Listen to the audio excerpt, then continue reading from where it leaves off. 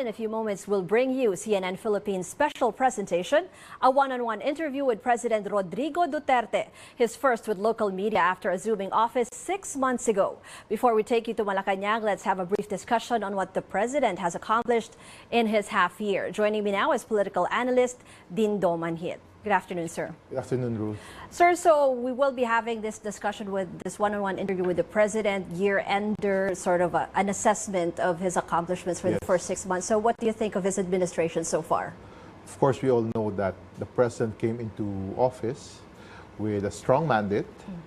Then he came with this very strong commitment on what he calls suppressing drugs, crime, and reestablishing law and order.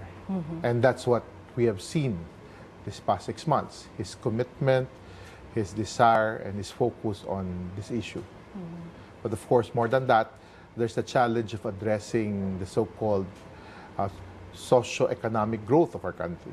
Can he make it more inclusive, which is where the previous government seemed to have failed? The idea of catching up on infrastructure. These are things that people expected a lot from the president, especially people from the Mega Manila, the Metro Manila area and the nearby regions. And of course, we heard noise about possible changes in our constitution. I believe when you look at all these 4 issues, this is what the 6 months of the president was as we go into the next year. With these issues that you mentioned, you think he may be focusing too much on, the war on drugs? That is his priority. I think his argument, if I remember it right, was if he can suppress crime and drugs, he can establish law and order, then we will have a better environment for investments, for the economy to recover. But of course, people would say it's too much. Everything that he says focuses on this. Every action that he do focuses on this. So you just hope that the president continues his commitment to address this issue, but also look at the other aspects of governance. And in this case, really, the challenge of, as we enter 2017, he's now 6 months into office. He has a new budget, 2017 budget, and with this, enough resources to execute what he plans to do with regards to addressing basic issues of poverty, joblessness in our country.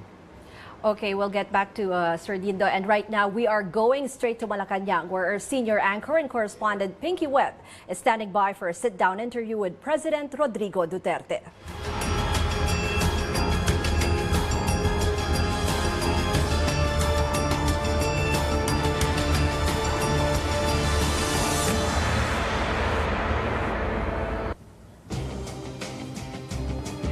Good afternoon from Malacanang, and good afternoon to you, Mr. President. Good afternoon. The pleasure of your company. Thank you, sir. I know this is your first sit-down live interview since you assumed the post on June 30. Yes, it means to say that you have the priority. We do, sir. Even in the number of hours. We thank you for this opportunity. Mr. President, it's been 6 months. Kamusta na po kayo? How has the presidency been treating you? Well, let me put it this way. If you're asking me if I am happy with the presidency, I'll give you this answer. I don't need it at this time of my life. I'm sorry to say it, but I will work and work and work. But kung, maybe it's because of age or the grueling trips that you have to make day to day. It would depend on what develops or what evolves around the country. And so I get to travel a lot. And about the only time, and the purpose of going around ASEAN countries is because we're hosting the summit next year. And you have to get the feel of what you'd like to present to the ASEAN. So you have to get into yung dibdib ng tao. So what do you want us to present or make a representation of what particular matter that are subject closest to your heart? And that's why I had to travel. But I hate traveling. You might as well know that. I hate to travel, but I had to go there because it's my duty. Being the host country, probably around towards the end of November of next year. God willing, hopefully. Sir, can I clarify that? Are you unhappy being president? Ganun ho ba yun? No, if it means I'm extra happy, yung presidency, isa ka lang eh. But yung sabihin ng mga tao that I am eagerly happy, I said, I don't need it at this time of my life. But since I ran for the position and I won, so I have to honor the contract. Pero yung sabihin na gusto akong I'm trying to communicate with the guys na gusto akong paalisin, gusto oust. You know, kaya sabi ko, kung talagang tatanungin mo kung atat na atat ba ako dito, do not mess up with me because I mean, I don't. You're ready to let it go. You've always said that at any time. Yung sabihin mo to oust. Well, probably I'll give you a good fight. You know, you'll get the bloody nose. Sigurado yan. you know, I wanted to, that was obviously part of my questions a little later on, but since you brought it up, sir, these allegations supposed to be of ousting the president, how seriously do you take them? Very recently, meron supposed to be, Mr. President, this blueprint from the former ambassador. Are these something, number one, you believe in? How seriously do you take them? And the matter of the credible news, kind of maybe you may have some an inkling of how this guy operates. Because most of the ambassadors of the United States, but not all, are not really professional ambassadors. Yung mga career, at the same time, they do spying. They are really connected with the CIA. Ganun yan eh. The ambassador of a country is the #1 spy. But there are ambassadors of the United States, yung forte nila is really to undermine governance. And that's what happened with Bolger in Bolivia. Oh, yeah. He was expelled because he was undermining the native president there. And they say that there's a good article, Time Magazine, I think, and it has a good analysis of how the elite of that country hates that native president. And Goldberg started to dig under, to erode the foundation of the presidency, and he was expelled persona non grata. Ako naman, this is my message to the United States and to everybody, to those out there on the streets and for those who are demanding my resignation. You know, I feel that I have to honor the contract with the people. Pero kung sabihin mo na tatakutin mo ako or that you'd be happy to see me out, I view life as a matter of destiny, all of what happens here in this universe. So, with little money and no machinery at all, I won the presidency. So to me, it's there has to be something in there.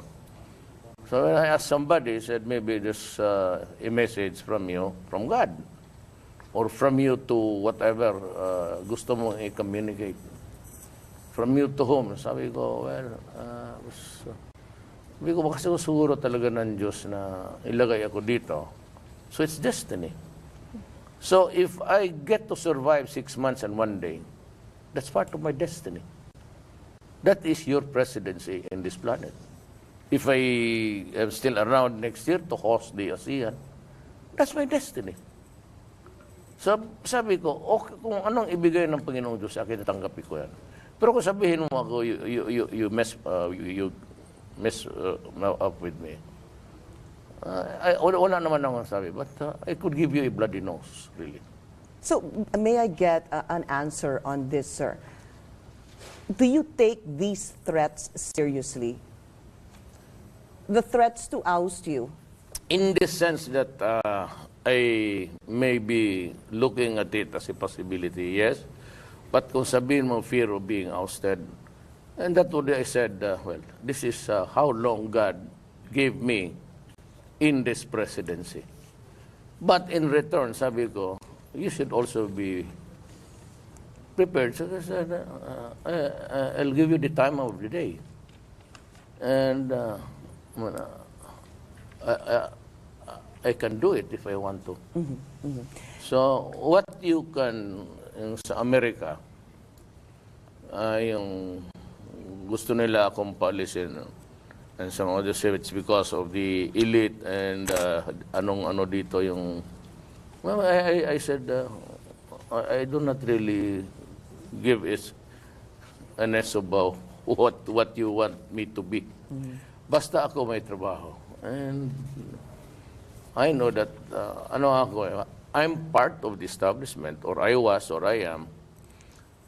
I've been mayor for 23 years in Davao, so coming in from the cold ako. But I'm part of that Republic of the Philippines.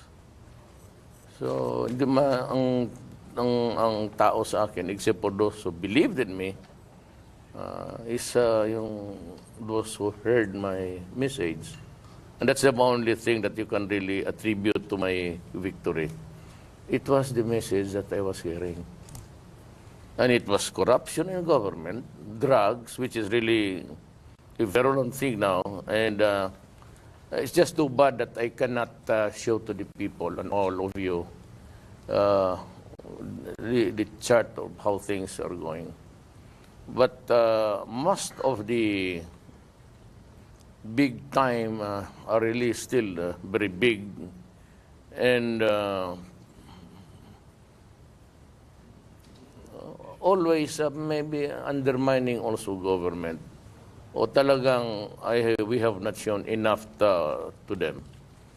Pero nakita mo naman sa San Juan, isang tonelada, and that would give you an idea the activity of the drug system in this country. Well, that is your campaign promise, Mr. President. Yes. Sabi niyo po, nung kampanya, 3 to 6 months. In September, 3 months after you assumed the post, sabi mo, I need a little extension because you didn't know how grave the problem was. I was just mayor dealing with a problem of a small town city. In my town, in my city, wala masyadong drugs. I mean, Davao is comfortable where it is now. Nakakalakad yung mga tao na gusto nila at wala masyadong krimen kasi walang mga tao na nasa droga. So it's a bit peaceful. But when I said, well, how naive of me rather, kasi yung sinasabi ko, I'll finish it in 6 months. I was looking at the Philippines. Ang akala ko ganun lang. Davao. Shabu dito, shabu doon kunti. But I didn't know that when I became the president, I started to squeeze everybody. So you saw the hundreds of thousands of Filipinos. Not counting the original figure given by General Santiago Pedea before, pegging it at 3 million. Itong akin, I have it. As I have said, by the end of the year, I would have hit 1 million. So you add another to Santiago's original number. You add mine, which is about 1 million. So there are 4 million. It is no joke. It is not just a problem you can ignore or give just about siguro 5-10 minutes attention every day. Yeah. You have to worry about the repercussions. Drugs, that's why I kill you. Why? Because you enslave the people. With 4 million, they are really slaves to you by way of a chemical, an agent. Parang alipin mo siya sa drug, ahente ikaw. Tapos, dysfunctional family. Ruined lives. Hiwalay ganun. Then crime. Ano you just say how many? 5,000? 10,000 people killed. You're not even sure if it really police encounter or not. You don't even bother to. And that's what happened here because America seems to have adopted the theory of the yellow. Kasi yung yellow, yun na yung ang campaign, it was not an issue against me, by the way. It became an issue when under the last moment, the last 4 days, lumabas na yung figure about Central Bank na 4.5. Kaya ako galit sa Central Bank. Kung meron akong pera, ba't hindi sa bagay, you have to get somebody else's permission. Pero alam ko na rin ngayon, pero sabi ko, ikaw alam ninyo. Nandiyan yan, money laundering. Ikaw may 211 million ko. Kung walang nagtanong, binigyan na sana ninyo sa kanila para totoo. I was just hoping that you'd be truthful to your work. Okay. Mr. President, I'd like to go back to what I was saying. Still on the war on drugs, sabi niyo po in September, you need an extension. Fair. Yes. Because you said you didn't know grabe pala yung sitwasyon ng droga sa Pilipinas. That should end sometime in March. Do you feel that by March, number one, sir, you will solve the drug problem? No. What is your assessment by March? Ito na ganito ngayon, and you better listen very carefully. This is what's happening to the country. We are facing a terrorism threat. It will be a compounded issue if itong mga mautin that's rampaging now in Lanao. Well, of course, yung MN are ready to talk to us. But these are the terrorists, I said. It's being driven with drugs. They want money for their uprising to sustain it. And they're peddling drugs. So we have a terrorism which is being fed with drugs in Mindanao and in the Visayas. Ang problema nito, pati dito sa Luzon nga. So we're trying to figure out, that's why I was late. I was being briefed by the military and the police.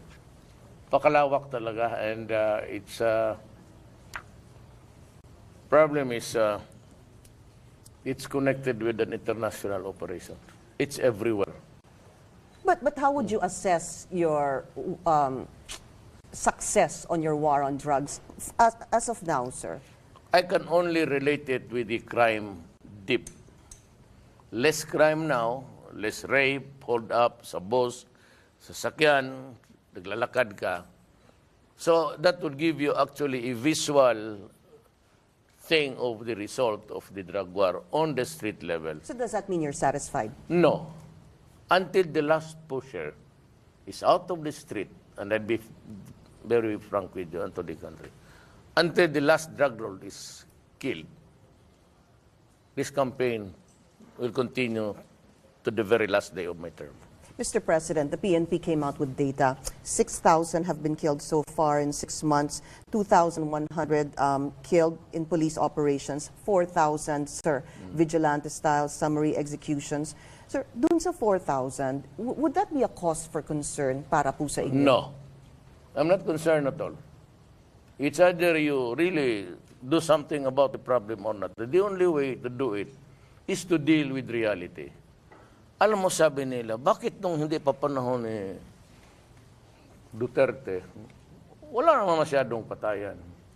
Kasi noon ho, sinabi ko, lahat ng mga big time, mga mayor, nasa druga with their bodyguards, provided by the military and the police, and everybody was into it. So, walang masyadong resulta ang police ng legitimate operations because they were shying away from it. Because it more or less, dito sa Pilipinas, pag kinalaban mo ang mayor, tatawag yan ng Malacanang. Sabihin ng Presidente, I'm not attributing it to anybody in particular. Magtawag lang yan gano'n dito. Tawag, bakit mo ginilaw si ano? Nagre-reklamo. I-leader ko yan eh. Ang saving grace ko, Pinggis, wala akong utang na loob ni kanino except for about 3 or 4 persons. Sino po yun? I may. And because I promised to bury Marcos during the campaign period in the debates. I was asked point blank, lima kami. Sino? Ako lang, si Bina, yung tatlo, no. That was my campaign promise. Sabi ko, itong drugs, masama to. Patayan tayo dito. It's going to be a bloody. In my speech, I said, come and join me because it will be a rocky road ahead. What does that tell you? Maybe it's an idiom pero to a plain Filipino, alam mo yung rocky road. Mano sa kampanya nagsinabi ko, patayan ito because alam ko ang problema. Sir, balikan ko po yung sinabi niyong meron kayong 3 o 4 na may utang na loob, sabi niyo po. Okay, you mentioned one, Governor Aimee. Sino pa po yung 2 or 3? Abet. And of course, si Governor Subiri. And yung nag-open talaga. Yung iba, maraming, pero tapos yung nakalimutan ko yung isa. Sige, sir. Mamaya balikan po natin. Governor siya, but I forgot the province na kung... Baka po maalala ni Bong. The province starts with... the name of the province starts with A. Okay. And... Sabi po ni Ina. Ano? Well, maybe babalikan po natin. Meron, I just wanted to ask this important question, Mr. President. Po sa war on drugs, what do you say to those who they lost the lives of their family members, their kin, their relatives, and they claim that they are innocent? What do you say to those people? Well, it's a claim. I can claim also that, if you can give me a lie, I could make it 10 times better sa akin. Alam ko kasi lumalaban talaga yan. Kasi karamihan ng nasayang justice, they're committing crimes. They are ready to fight it out because constant use of shabu, even for 1 year, would shrink the brain. Pagka-shrunk na ang brain, do not expect a normal behavior. But are you saying that no innocent life was lost due to this war on drugs? I'd be lying. Marami ang tinamaan sa crossfire lang, pati mga bata eh. Well, of course, part of the criminal law natin is that if there's a fight between the security forces o yung peace officers, at tinamaan ka, tabla ka. I mean, government is liable maybe civilly, but criminal wala. But what do you say to them? Is there anything you want to say to them, sir? Gusto ninyong hinto ang patayan sa Pilipinas? Foreigners and mga natives, hinto ka ng droga. You stop this and everything will be okay. We can't concentrate on other things of governance. Mr. President, one of your staunch critics would be Senator Laila De Lima. What is the end goal? Is the senator someone you want to see behind bars? May problema siya. And I do not want to add to her rules of the day. May maisip pa siya na basta sabi ko noon na may malaking problema ka. Yun lang. Kasi pareho kami prosecutor. Ako talaga, nagpisa ako doon sa baba, trial prosecutor for 10 years. Alam ko ang laro, pati yung lumalaban. Pag hinuli mo kasi ang governor, mayor noon, lalaban yan, magkagera kayo. Ang pulis takot. Dito sa akin, walang politiko magsabi sa akin dito na bubulsitin kita. Gobernador ka magsabi ka sa akin, Mayor, itong bata ko, no? Gusto mo sipain kita dyan, puntahan kita. Kaya it was, maybe I said, God's way of doing it. Wala akong nakuha. Wala nga akong barangay captain na isa dito sa Manila. Ubus kisa sa yung kapitbahay mo. Yung neighborhood. Totoo. Yes, I know, sir. You were saying that. No one really supported you during the campaign. Walang governor o military would have the goal to sabihin ko sa kanan, ina mo, wala akong utang na loob sa'yo at hindi ako ganon. So, sir, yung sagot niyo po dun kay Senator Laila De Lima, would you care to answer that? Ano ho yung end goal? Saan ho kaya ito pupunta? And do you want to see her behind bars? You know, she has denial. It leaves a bad taste in the mouth to be uttering ano yun. Ito yan siya. Ilang testigos siya, not even one. Nagsabi na hindi totoo yan. It started, nagkalat na.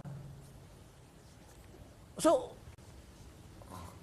tapos nangyari, saan ka makakita ng munting lupa na parang hindi na matakot makulong yan. May nightclub, may babae, may inom, mahilig rin ako magtikangkang ng mga baril-baril dyan. O di happy na ako. Pwede ka magbili ng mga libro. I only need a lampshade and a book and I'm through for the night. Daytime, I sleep. So, walang problema. Kung ganun lang naman ang presuhan, so, what gives? So, siya ngayon, ang sabi ko, kung ganun ang nangyari, sa noon pa, and I had an occasion to, sabi ko, Senator, may problema kayo better. And that was about 8 months when I testified, no, 8 months after, when I testified in the Senate, remember? About the rice smuggling. I was pictured to be a ruffian because of my mouth.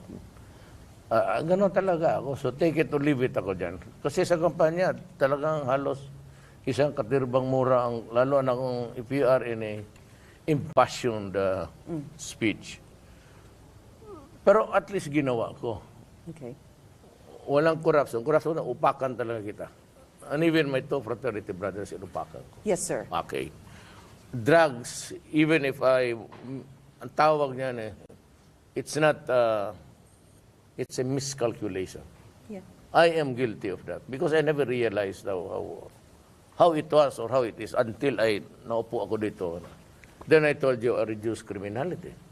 Then sabi ko, we'll just have to do for our economy. And I've been to China, I've been to, and mind you, to all and sundry, we never discuss, in fairness to China, and we never discussed military alliances. It's all about drugs, how they can help me, and how to improve the economy. Business opportunities. Wala, yan lang. And then because of these things, sabi ko nga, Pinky, what an irony in life. Druga, you are flooding my country, and you are killing the next generation. You will be depriving this country of the next generation. Kaya ang Amerika, noon, because Panama was the source of all drugs in the United States, not only killed soldiers and people there, they invaded the country, uprooted the president, si Noriega, shanghaied him to the United States to face trial and placed behind bars in the country not his. Yan lang sana ang gusto kong sabihin sa Amerika. And sir, you're getting, some criticism on your war on drugs. You have, various organizations already criticizing you on this. The latest would be this, sir, kasi mahaba pong usapan yan. The United Nations Commissioner for Human Rights wants you investigated on your admission of killings. Let me just name a few of what you said, sir. Sabi niyo po in Davao, I used to do it personally just to show the guys I can do it. Yes. Why can't you? Sinabi niyo po sa BBC, I killed about 3 of them. I don't know how many bullets actually went inside their bodies. Sinabi niyo din po very recently that I tossed a kidnapper off a helicopter. That was the Tulpo's theory. Kay Tulpo yan hindi naman akin yan. Pero, yung dalawa, totoo yan. Now, for the information of itong mga Amerikano, and the bleeding hearts, it was really an encounter.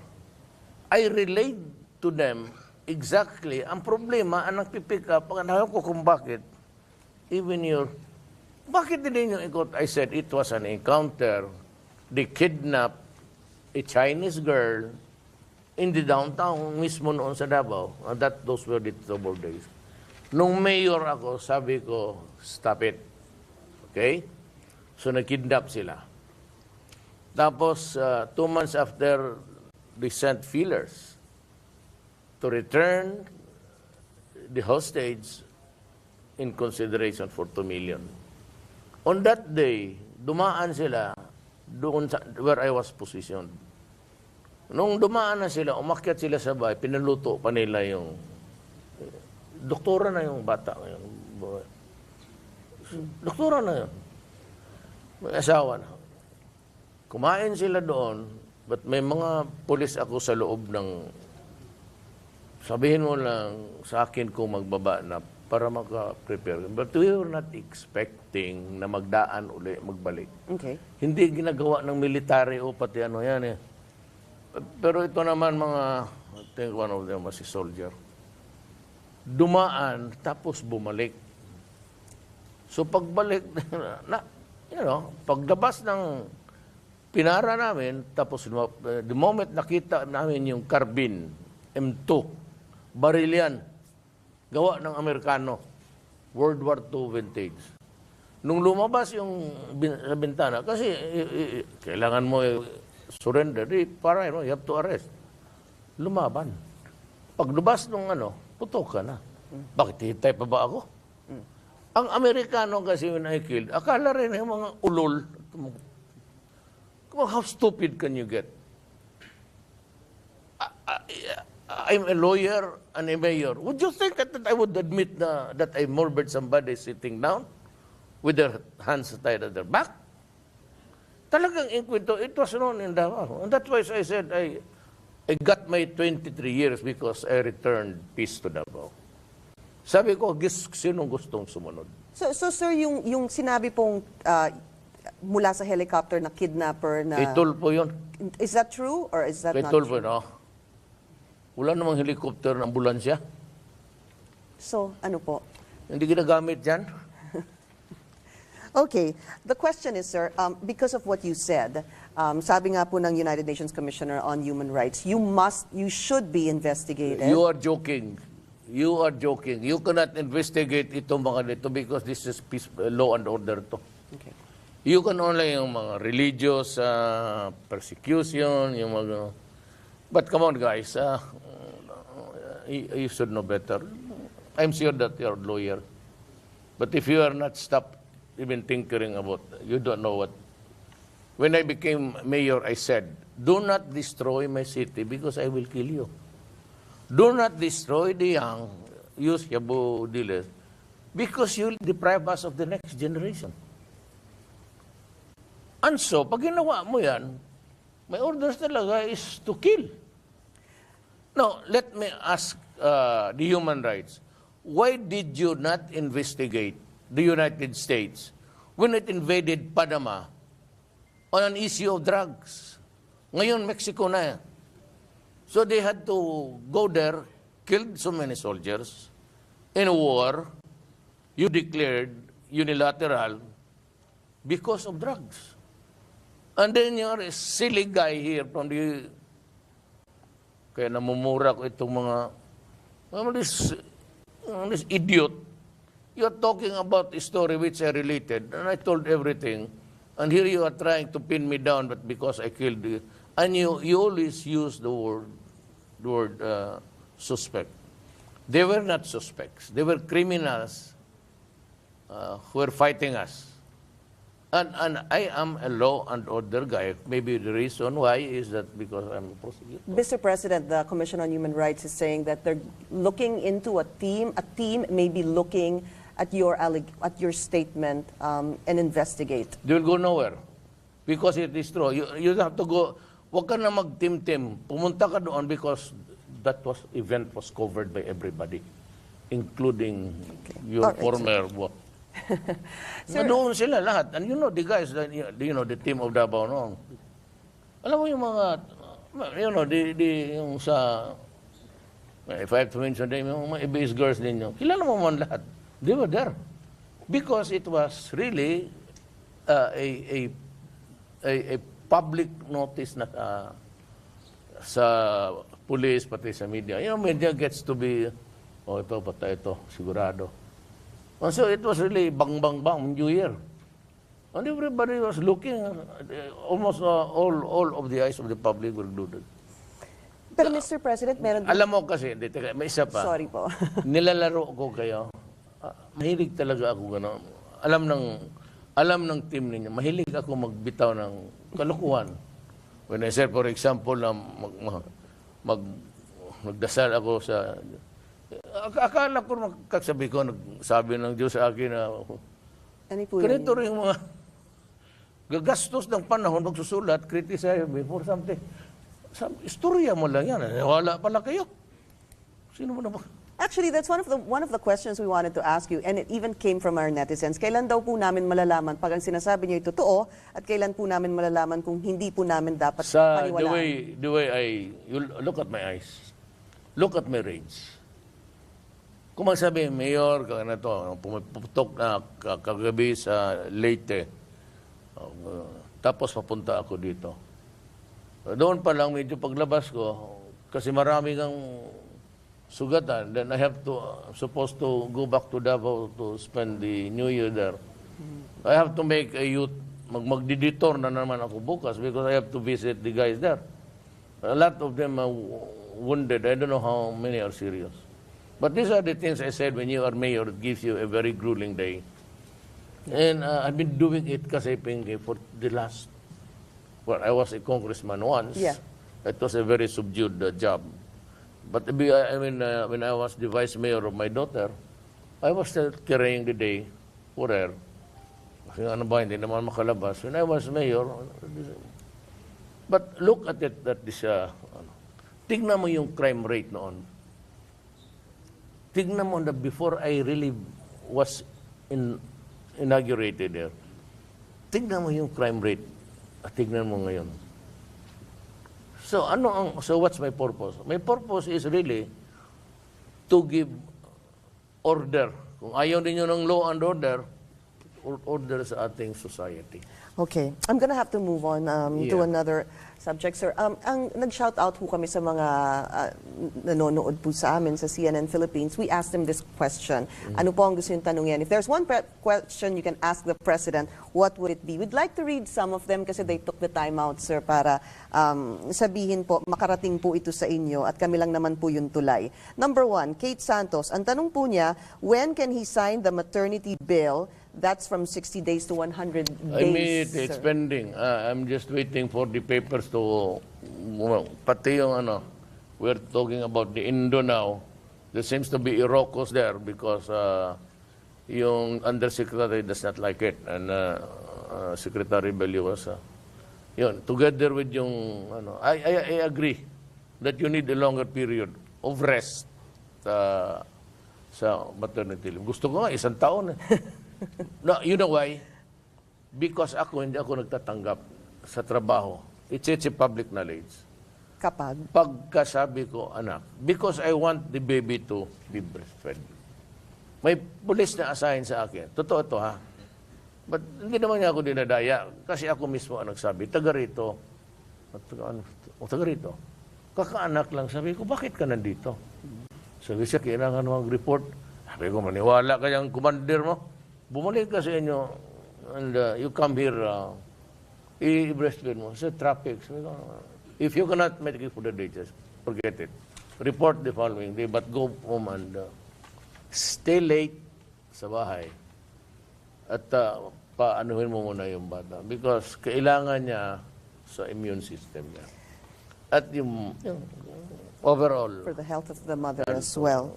Mr. President, from Jet Tirol, what is the status of the Yolanda Fund scandal? Your plans with those involved, such as Pinoy, Rojas, Abad, and what about the SAF 44, sir? Iniimbestiga pa nila, yung kalalabas lang yung bago. It does not take you too much of your time if you just ponder on it and close it. But you need to get accountants and everything. Pati yung sa money laundering, they are still winding up. Marami because if you intend to file a case, sabi ko sa kanila kanina, then get the lawyers of the Justice Department. So I ordered yung parang yung Director General ngayon ng, sabi ko, send about 3 or 4 more accountants and lawyers. Kulang eh. To build a case, to get a conviction beyond reasonable doubt. You create a doubt, he goes free. batting average, I would say, for a prosecutor to get a conviction, it's about 30. 70 in favor of an acquittal. Why? He just created them. What would it be? With something like this. Is this your affidavit? Yes. And was there a lawyer? Yes. Who was the lawyer? Sa Pauho. Sinabi, nag-usap pa kayo. Wala, basta sinabi niya sa Pau, binasa niya. Sabi niya, totoo ba to? Sabi ko, totoo. Ano pa sinabi niya? Wala. Tapos tumalikod sila. Sinabi ba niya na makukulong ka? Hindi. Your Honor, no, this is fit for the garbage. Ganun lang yan. Okay. Mr. President, from Mike Pablo, when will we start having a national ID system? Alam mo, it was, as far as I can remember, it was President Marcos and then subsequently renewed by their desire to have a national ID. Alam mo, ang the strongest galing sa mga left, kasi nga ma-identify sila, ganon-ganon. But actually, yung ID sana, system mo, because pagdating mo sa bangko, kailangan ka ng ID mo. Eh kung pumayag lang kayo, at hindi wala naman akong interest na paghuhulihin kayo. Sinabi ko nga, for all, I mean, may I just say it in passing, na lahat kayong mga whatever, wag lang kriminal. Wag lang kayo yung hinahanap ng police in connection with drug. You're a rebel of sorts, in PA, whatever command, you go down, spend time with your family. Yeah. New Year's Day. No arrest. I told the military and police, walang aresto. Kayong mga Muslim na MI, MN, except the Maote because terrorist group yan. You can mix it up and you can even go to the camps. And I would urge the camp commanders to invite the rebels to break bread with them New Year's Day. Tawagin na lang ninyo yung mga NPA dyan sa bukid. Sabi mo na doon magkain. Kung hindi magkadating ang pera ko in time, pero ATM man siguro yan, ay mag-release ako ng kunting all camps. Kaya I have to go home because I have to work again, to work on this na the camp commanders, lahat sa bukid, kailangan mayaya nila ng to break bread with them. It could be dinner or lunch. Tapos, sabihin mo na lang, go home after this and we'll fight early next year kung walang mangyari. Kung sabihin ni Mayor na walang nangyari dyan sa ating pistok-pistok, then we can go back to war. Mr. President, I have about 15 minutes left. Yes. Ang dami ko pa kung tanong sa inyo. Let me... I'll shorten my answer. Hindi naman po. I just don't want you to think I'm rude, no? But so many things to cover. Yes. Visiting Forces Agreement, you're warning the United States Yes. that you will repeal or abrogate the VFA. Sir, what is really your stand? Bakit hindi ko sila paalisin? Gusto nila akong sirain. Sinong estupidong tao na presidente ang payag ng gano'n? If you are here for your own benefit, no need to do maneuvers with the Filipino soldiers. They are good, better than you. It's for your own convenience. Pinapa-asar mo lang ang China dyan. If you really want to recover the whole of China Sea, go ahead. Start it now. Go and send all your ships and battleships and all. But do you want it abrogated or repealed ASAP? Ganun ho ba? It's an agreement actually. I'm still trying to figure out kasi maraming nagagalit sa akin. And even the military. Kayong sa military, pati police, I know that at one time or another in your life, you have had or had the chance to go to America for training. Yan ang style ng Amerika. And from all countries, you get to... Itong si Bato, I remember when I was mayor, he went to Quantico to be with the FBI. Alam ko, pero itong kawalang hiyaan, nandito sila, tapos ganunin bastusin nila tayo. Kung alam nila, because they have enough intelligence, alam nila na malawak talaga ang problema ng droga. And you have a president, pati yung mga undersecretary na nagsasalita, you reprimand me. Why don't you bring me to the UN? Akala ko ba member tayo? Kasi, you know, I said, and think of you went to Iraq. Only flimsy reason of weapons of mass destruction. You got none. But you had to invade the country. And you had to kill Saddam. You went to Libya, you undermined Libya. Bumagsak si Gaddafi. See? O gawin niyo sa akin yan, siguro, maybe you'd succeed, but it's gonna be, I'll give you a bloody nose. Are you expecting a Yes, better relationship with President-elect Donald Trump? No, that's why I'm waiting for that. Naghihintay nga ako eh. Kasi kung yung tao, mabait naman. Game ba? Ibig sabihin, kung sa bugo yan, game. I even said that, you know, we have the same mouth, Mr. President. Yeah, sabi ko. The only problem is yours in English, mine is in my dialect. But same. Yeah. There's guys that are doing drugs. It will destroy your country. So parang nasa wait and see kayo ngayon, Mr. Yes. President? Pero ako, alam mo ang Amerika, presidents come and go. Pero yung State Department na yan, bastos talaga yan. Kasi, why? Multiracial kasi. Kita mo dito may isang clique, dito may isang grupo. Ganon yan sila eh. Kita pumunta ng Libya. Liberia offered assistance. Then asked the Libyan government to craft a law allowing same-sex marriages. Tingnan mo style nila. Kaya magpunta yan dito, magsabi, same-sex marriages. Sabi ko, dalhin mo yan doon sa cardinals. Sa Bishops' Conference. Argue your case there. We need to talk about the South China Sea. Just a question on that, sir. When do you think you will bring up the arbitral ruling with China? During my time. I cannot let it pass na baliwala na lang. Kasi dito sabi ko, they mentioned, yes. But are you ready to talk with me now? Because if you are not, I am not ready. I have only two choices. I won the arbitral, that's the award, then I will force it. I will recover it through force. I will assert my supremacy there, legal, or go to war. Tama si Pinoy, sabi niya, the only organ or the only agency or government that can really do something about it, gusto mo talaga, is America. You know why? Because while they were building yung si Spratly ngayon, di ba mga intelligence data gathering, it was already bruited about in the entire world that something was afoot. A brewing ng Amerika. Bakit di pumunta ng China? Hey, guys, they're supposed to be an international sea. Nobody owns it. And you, just against the law, against putting up structures in the sea. Because bakit nila pinuntahan? Na ngayon pinahinog na nila, gusto na tayo tuloy na go into ikabal. Wala akong problema. If America decides to go to war, I will call my generals. Ano ba ito? I will call the command conference. Sali tayo.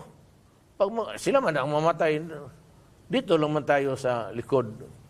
Pag sinabi na, sige sir, o di pa ito. I plunge this country into war. Kung gusto ninyo yan. But Mr. President, I understand what you're saying. You'll bring it up at the proper time. But is there a specific circumstance that will prompt you to bring up the arbitral when the ruling? minerals are already being siphoned out? Question of money. Wait a minute. I thought we're friends. We share economic bounties and so how about us? I have this title. So, anong tingin mo? Hindi kayo mabuti mag-usap tayo ngayon? Okay. Diba? Yung kayamanan na ang lumalabas dyan, parang inheritance kasi yan. Pag namatay na tatay, pati na hati-hati mga kapatid. Talagang gulo na yan. Ganun Okay. yan. But a U.S. think tank recently had a report that meron na pong militarization doon po sa mga artificial islands that China has set up. Is that a cause for concern for the No, Philippines? because if it was a really serious concern, then the United States should lead the way and stop it. I said right at the beginning, when the first spade of soil was tossed out to the area being reclaimed, bakit yung think tank nila hindi nag-think? Because it's only a tank. It is hollow. It's a think tank. Hindi naman tank yan na pang-away. That think tank is really useless. Why raise a concern? Why raise an issue putting the countries into distress or under stress? Na wala ka naman palang gawin, ikaw yung may armas. Ikaw yung may tangke. Kami dito, slingshot lang. Oh, boss, ano bang kailangan natin? Pero kung magsabi ang Pilipino, let's join America. America is going to war. O, sabihin ko sa mga military, okay, we are allied. USRP Pact. Ano, gira tayo? Magsabi na, sir, kaya. Kaya natin mamatay lahat. Talagang patay-matay lahat. Sige. Sige. Lusob tayo. I'm going to go back dito po sa Pilipinas domestically kasi meron pong in the past week there have been a number of explosions. Sir, actually, Christmas Day nagpunta po kayo to visit the blast victims doon po sa Midsaya. Sir, any information? Yes, I'll give you the information. And people, alam ng mga tao doon. The priest was talking about extrajudicial killing. Pumutok yung simbahan niya. Sabi ko, the terror now is driven by, I'll explain some other day. You can come back and find another time to ask me about it, and I will explain to you in detail and maybe show you some visual things so that you'll understand. Itong Moro is itong rebellion, not all Moro. Itong mga nandito na sila sa ano. Itong that's what was being fought there is the turf war. Okay. We are really exactly going into a slide just like Colombia. Ayaw lang maniwala kasi nitong mga to. Ayaw lang naman bigyan yung box yung kay Grillo. And Grillo came here to express his concern. The book about cartel, the one who wrote pumunta siya dito sa Malacanang. Hindi na lang ako nag-ingay. Sabi ko, hindi man kayo interesado. And it seems to me that parang lahat dito is always concerned of human rights. Useless. Pero yung mga human rights yun. Yung ngayon suffering in the hospital, pati yung simbahan, talking of sabi ko nga, ang droga is a very vicious and virulent thing. That is why I adopted a attitude of no compassion. But Mr. President, is there one group behind the series of explosions recently? Meron na ho ba kayong information on who could be behind? Itong group, it's being run still inside. Alam mo ba ninyo, sa mga jails, mga penal colonies all over, meron silang negosyon. Pati itong so, nandyan pa rin yan. Alam mo, Bingi, ang boss nila pinakamalaki nandoon na sa lumabas na. Tapos tawag lang, may yan sila mapa na malaki. Where they hit? Di sabihin lang niya, yan, may order dito. Tawagan lang yung cellphone. Basi sa kubeta ka, order ako na isang tonelada, droga. Sige, kunin mo. Bagsak namin dyan banda sa, tapos map nila. Yan, dito. Parang war room ng Aguinaldo. May nakita kami doon sa pagdaman. Hindi ko lang sabihin sa ang military base. Ganoon. Okay. Mr. President, moving forward, cabinet, your cabinet, are you happy with your cabinet? Yes. Are there going to be changes in your cabinet? Is there an underperforming agency? Wala. As far as I'm concerned, we're all working. And we got may kind words from si Joe Soseda. He's an economist. He wrote something about the meager accomplishments. I'm not into this big thing. Wala akong siya, quiet lang ako. But look at, tignan mo lang ang Pilipinas. Sabi ko, change. I do not have to brag about it. Was it change? Change of what? Oh, change of persons on the street. Kaya sinabi ko, kayong mga durugista, kayong mga drug lords, talagang papatayin ko kayo. Magprangka na ako sa inyo. Itong yung sabi kong maliliit, siyempre, yan nga. Ito naman yung nagpapaloko. You have to have an IQ of maybe 14, 16 para pumasok ka. And to think that you have placed my countrymen, 4 million slaves. Nawala na ngayon slaves sa Amerika, tayo alipin sa droga, alipin mo dahil sa droga. Mr. Yan ang masakit sa akin. Just, I'm sorry, sir, kasi sinisenyo sa nako 5 minuto na lang daw po. Paniwala ka na kami. Sige na dyan. Pwede. Hindi kasi marami pa hong But naghihintay. you can broadcast that, I mean, you can have it a part of that some other time. Okay. Mr. President, would you consider giving Vice President Leni Robredo another post in your cabinet? Alam mo kasi, ma'am, ganito yan. Noon, nagmagandang loob lang rin ako kasi may vice presidente na walang trabaho. I mean, it ain't right na may dito, siniswelduhan mo lang, parang useless naman tao.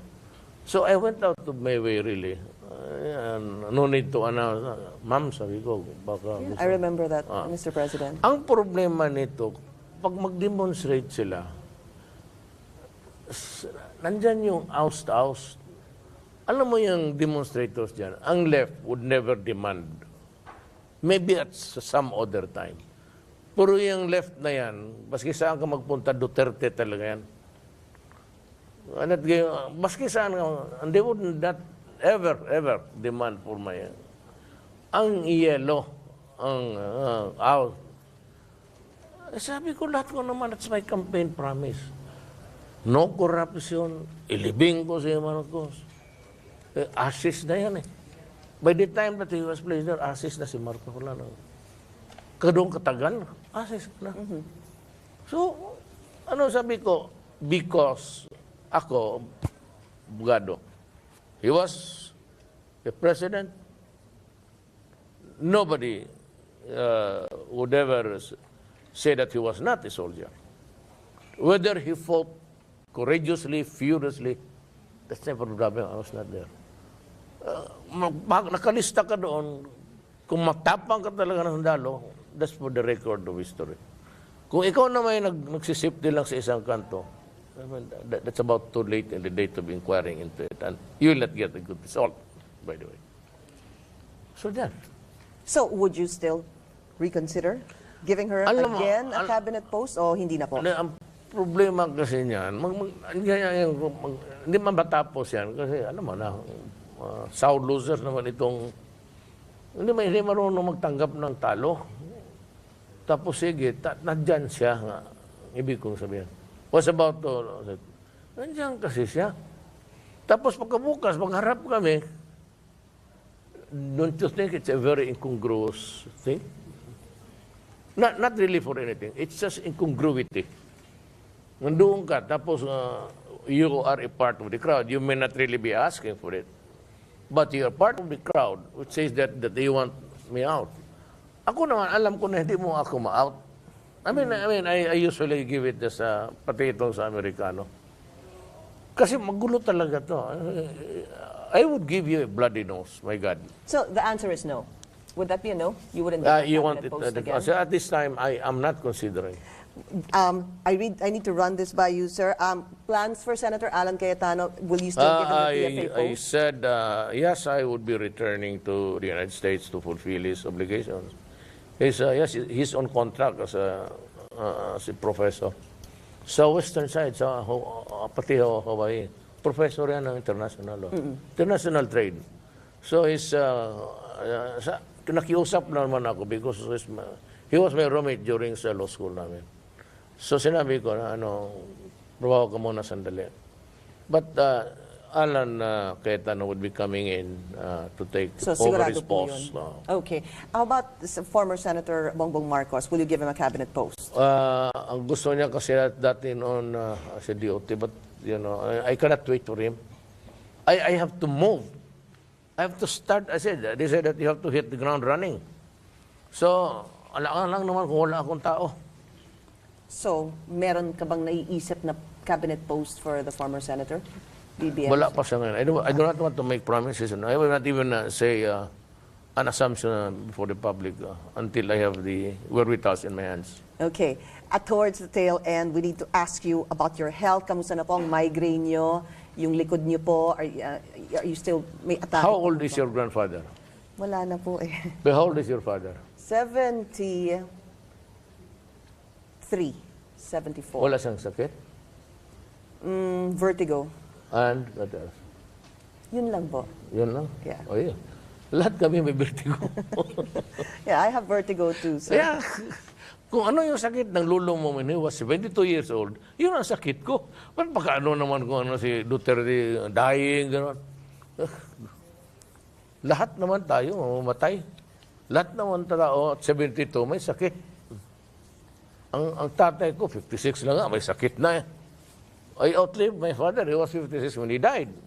And he had a lot of medications to take every day. Ikaw kayo ho nagsabi that you have bad migraines and you said that you take Because of my fentanyl. spinal. Yes, Ayan, yes.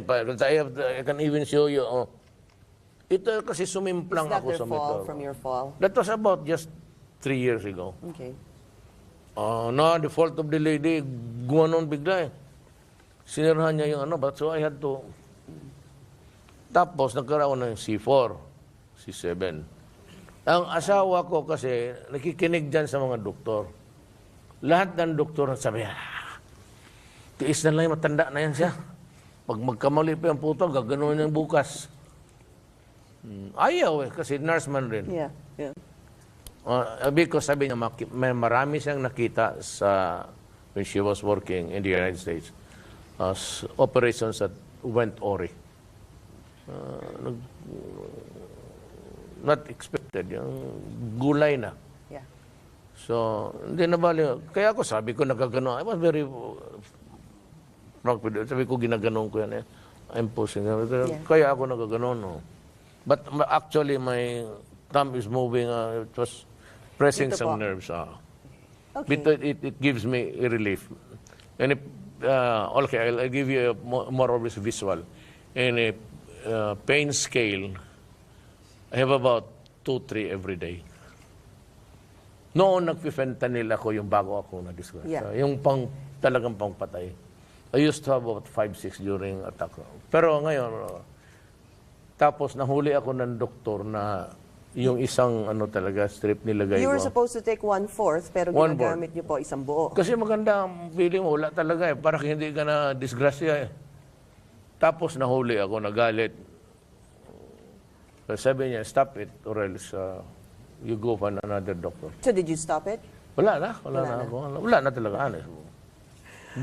Wala na because sabi niya, may isa pa akong doktor babae, sabi niya, if you learn to live with your pain and just get accustomed to it, your threshold mo sa Tataas. tataas. Okay. Mr. President, New Year's resolution. Is there one? I just want my country peaceful and developing, not develop. That's all.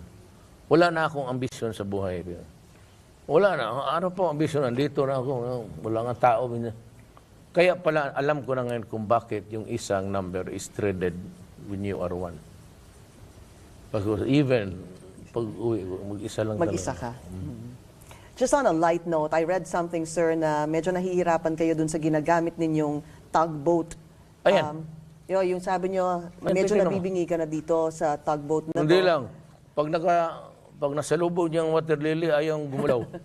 Maraming water lily dito. Is anyone going to help you out? Sabi mo, nahiya ho kayo humingi ng pera sa Kongreso para palitan man lang yung tugboat ng presidente. Ano ho? Okay pa naman. Okay lang. Paski dito noon, makita ko yung ilaw na bright as a day, tapos wala ng tao. Sabi ko, aba, sinuswerte kayo dito. Totoo pati yung bahay ko noon. Yung aircon pagkagabi na, sabi ko, once the night settles and gets to be a little bit school, you shut down everything. So pagpasok ko dyan, totoo lang, lights at presidente, pati swimming pool, wala naman ako nakikita. Sana kung may mga kaibigan ka, puntahin mo dito, kaya manood ako sila. Naka-lights on, sabi ko, sirahan mo lahat yan. And even the Christmas trees doon, maganda, sabi ko, next year. No Christmas tree there. Ang ganda eh. naman nun, Mr. Wala nga President. nanonood eh, wala nga bata. Mayroon sana kung may kasama ka na naka-holding ka, ang ganda no? Wala nga Medyo bata. romantic yung Sabi ko, build it or make it somewhere else. Okay, Mr. President, I know that the other media outfits are waiting. So, thank you so much. Meron lang po kaming aabot sa inyo. I'm sure hindi nyo po alam that we had this episode po sa CNN Philippines, yung Okay. Liham kay Digong. So, nagsulat po sila ng mga, kanilang gustong iparating sa inyo. Bibigay ko na lang po ito sa inyong assistant. Galing po sa inyo. Before I forget, baka isingit mo lang ito, mas mauna ito, Mia. Kasi nag-release ako, 1 week ago, 1 billion. For those having rehabilitation na community-based muna, kulang ako ng pera, pagpatayo muna. So dyan, maybe under the supervision of the rural health or something, but I have 1 billion for you for medicines sa yung mga sedatives while you are recovering, kung pwede pa. And I also released another 1 billion for yung mga tao ngayon na hawak-hawak na reseta ng doktor na wala kayong pambili. And next year, diretso na kayo sa ospital and they will just bill me money put to good use. Pagka wala lang corruption. Sabi ko itong sa the typhoon victims, as long as there is no corruption and the money is really is spent the way it was supposed to be budgeted, help will come. I've released something like for 50 million worth of seedling. Then another 1 billion to help you out. Walang problema sa akin. No corruption, we will survive and we will have a good government. Mr. President, we'd like to thank you for this opportunity. Maraming salamat po sa inyo and we wish you luck. Thank you for your time. Thank you, and thank you for joining us on CNN Philippines. This is a special presentation, our one-on-one with President Rodrigo Roa Duterte. Maraming salamat po sa inyong lahat. Sir, thank you.